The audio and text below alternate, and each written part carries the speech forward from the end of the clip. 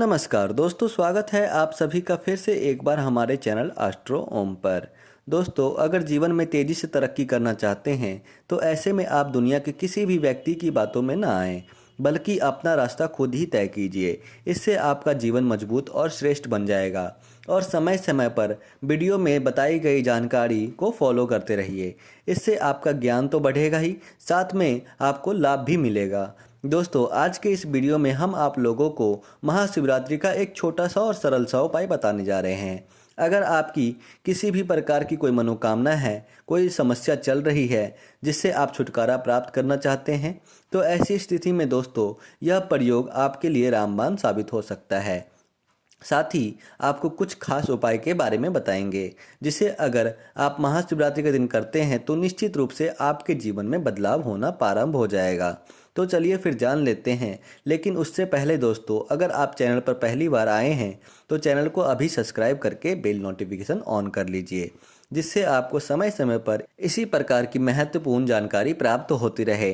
दोस्तों, भगवान भोलेनाथ को प्रसन्न करने के लिए वैसे तो कई प्रकार के उपाय किए जाते हैं, लेकिन आपकी जानकारी के लिए बताना चाहेंगे, अगर आप असाध्य रोग से पीड़ित हैं, लंबे समय से कोई बीमारी आपको परेशान कर रही है, जिसका इलाज आप कराकर थक गए हैं लेकिन आपको राहत नहीं मिल रही है, तो ऐसी स्थिति में दोस्तों आपको रात को 9 बजे महाशिवरात्रि के दिन एक छोटा सा प्रयोग कर लेना है। आप किसी भी शिवालय में चले जाइए, तांबे के पात्र में जल लेकर के जाना है। दोस्तों, कभी भी अगर आप मंदिर जाते हैं तो हमेशा ही आपको अपने घर से जल लेकर जाना चाहिए। मंदिर में ही जल लेकर आपको किसी देवी देवता को नहीं चढ़ाना चाहिए, बल्कि अपने घर से जल लेकर जाना चाहिए। दोस्तों, अगर आपको ताज़ा आंवला प्राप्त होता है तो यह बहुत ही बेहतर होगा। उस आंवले को रस निकाल लीजिए। अगर आपको ताज़ा आंवला नहीं मिलता है तो फिर कोई बात नहीं, आप सूखा आंवला से भी काम चला सकते हैं। तांबे के पात्र में आपको उस आंवला को डाल देना है और इस बात का ध्यान रखना है कि इस प्रयोग को रात को 9:15 पर ही करना है। तांबे के लोटे में जो आपने जल लिया है उसे शिवालय में जाकर शिवलिंग पर चढ़ा दीजिए और शिवलिंग से जल धारा निकलते ही उसे किसी पात्र में इकट्ठा कर लीजिए।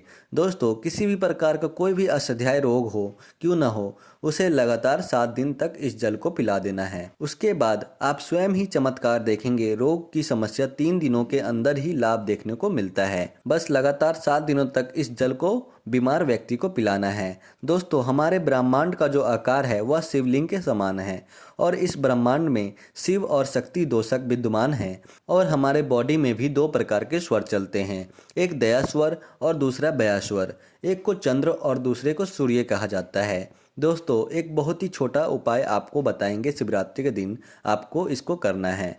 आप इस उपाय को करते हैं तो इससे आपके जीवन में चल रही तमाम प्रकार की समस्या, जैसे धन से संबंधित समस्या, शत्रु की समस्या, कर्ज की समस्या, रोग की समस्या, सभी प्रकार की समस्याओं से धीरे धीरे करके आपको छुटकारा देखने को मिलेगा।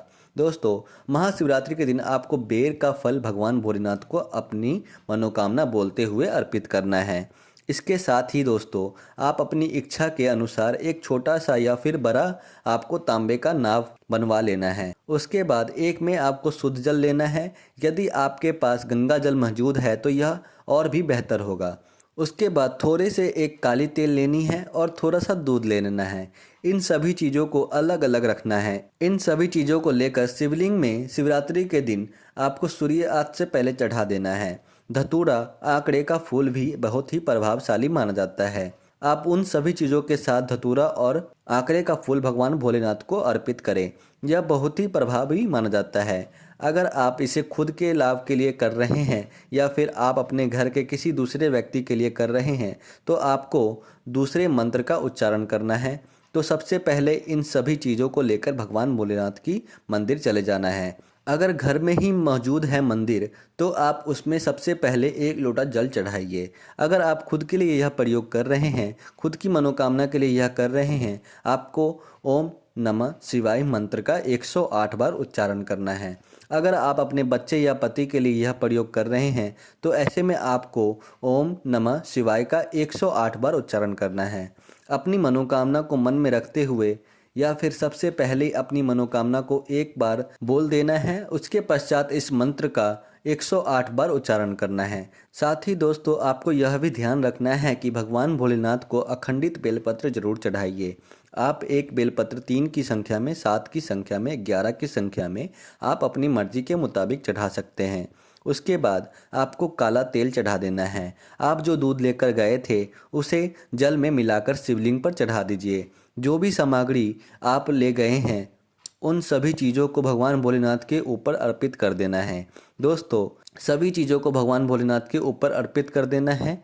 दोस्तों, सवा महीना के अंदर ही आपके जीवन में बदलाव होना प्रारंभ हो जाएगा, क्योंकि जो ब्रह्मांड की ताकत होती है वह शिवलिंग में समाहित होती हैं। इसलिए जो भी शिवलिंग की पूजा करते हैं उसके ऊपर भगवान भोलेनाथ प्रसन्न होते हैं। और शिवरात्रि का दिन बहुत ही विशेष दिन माना गया है। ऐसे में आप भी इस दिन का अच्छे से इस्तेमाल करें, आपकी इच्छा ज़रूर पूरी हो जाएगी। तो दोस्तों, आज के लिए बस इतना ही। फिर मुलाकात होगी एक नए और ताज़ा एपिसोड में। तब तक के लिए नमस्कार और धन्यवाद।